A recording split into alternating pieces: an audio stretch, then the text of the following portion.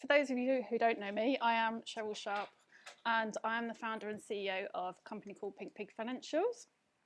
If anyone does want to follow me on Instagram, then please do. Sorry, little plug. This is my team from the day that Diane come, but Diane's not in the photo. Sorry. I'm not really part of your team.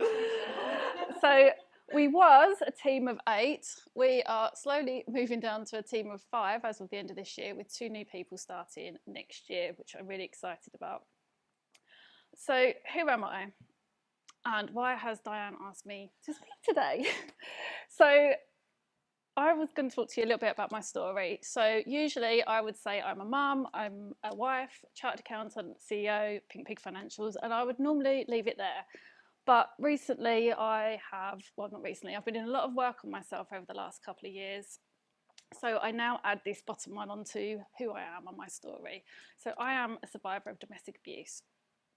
I had a relationship with my boy's dad a few years back.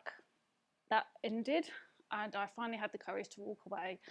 And I'd never really talked about it before. I'd never really even felt that I'd been in that type of relationship because it wasn't fully physical. And that's what everyone thinks of when you think of domestic abuse. You think of the physical side.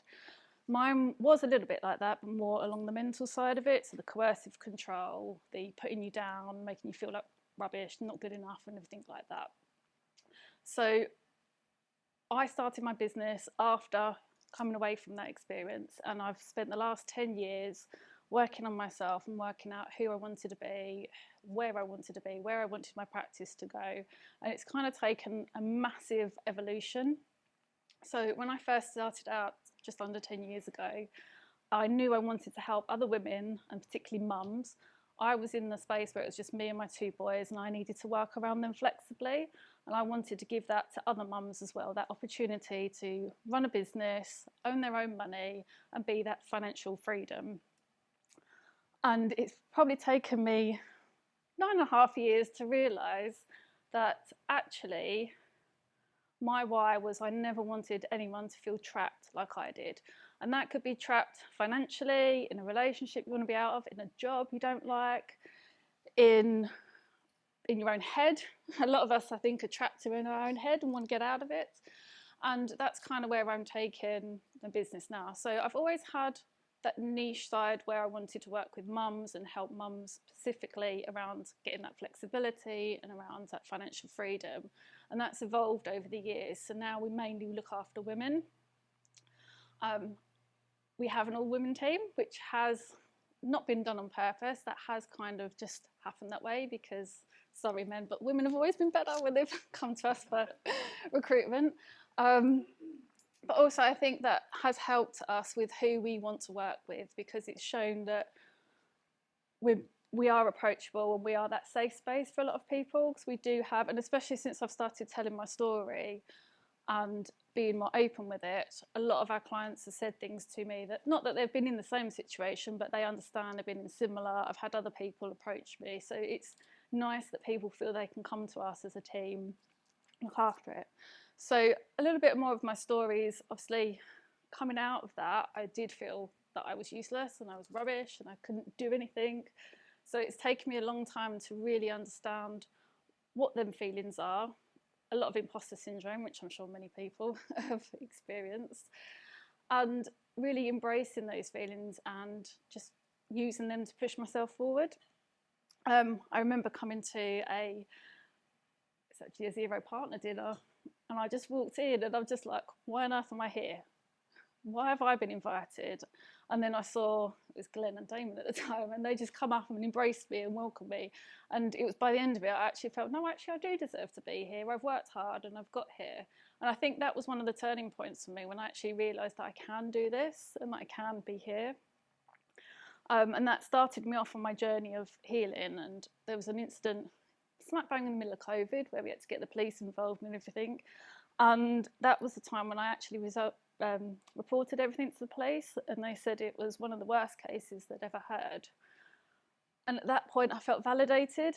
It wasn't then in my head anymore. It wasn't this hypothetical thing that happened. It was actually real. And that then really kick-started my journey into healing. and becoming the person I am today, because I never would have stood up here 10 years ago, that's for sure. Probably wouldn't have even come because I wouldn't have felt I was worthy of coming. But it's taken me a long time to get to the place where earlier in this year I started talking about my story. And if anyone's followed me on LinkedIn or Instagram, you probably already have seen some stuff where I've shared. And I wanted to turn that into something, and I finally felt like I had a purpose in life. And somebody pointed out my why to me. They said, well, why do you do what you do? And I was like, oh, I just want to give mums freedom and everything. And I was like, but you was trapped. And then it just clicked. And now I'm kind of running with that because I now know what my purpose is, and that's to help others to not be trapped anymore, however that is. So how I do this, I've got 3 different businesses and they all help in 3 different ways. So obviously the financials is the main one that I work for, or I am. And through there we help other women to get that financial freedom and the flexibility and not be trapped in whatever situation they're in. Through my personal business, I mentor domestic abuse survivors to help them set up their own businesses. I raise awareness. I've got a podcast. We should put that on the slides, but never mind. I've got a podcast called Secrets for Survivor. So if anyone likes a podcast, please do go and have a listen. And then through my HR business, Pink Pea People and Culture, we speak to employers and share some tips with them of what to look out for with their teams, how they can support their teams as well, because I think it's a really important thing. I mean, I don't know if any of you have got teams, I know some of you have, but it's not our responsibility, but I do feel it is our duty to help our teams and support them. And there's some really simple things that you can do that will mean the masses of difference. First one would be in just being approachable and making everybody know that you are there and they can come to you. And I work with a charity called the Employers Initiative on domestic abuse, the one in the bottom corner, and they actually have a policy template and some really, really great advice on there. So I do encourage all of you to go and check them out. And I know Xero, you're talking to them at the moment as well, which is amazing. I also do some work with Women's Aid, and I've done a lot of training and stuff with them. And next year I'm not going to say running, I'm doing the marathon for Refuge, which me and my husband are doing together, and I'm really, really proud to be part of that. So I'm looking forward to taking this journey even further and supporting more people, going into businesses and chatting to them, talking to them about what I've been through, how they can support their employees and things like that. So obviously on today's topic of niching, I don't niche in a particular industry or anything, but I niche in the type of people we work with. And this has massively evolved over the last 10 years, but now we know who I want to work with and help. And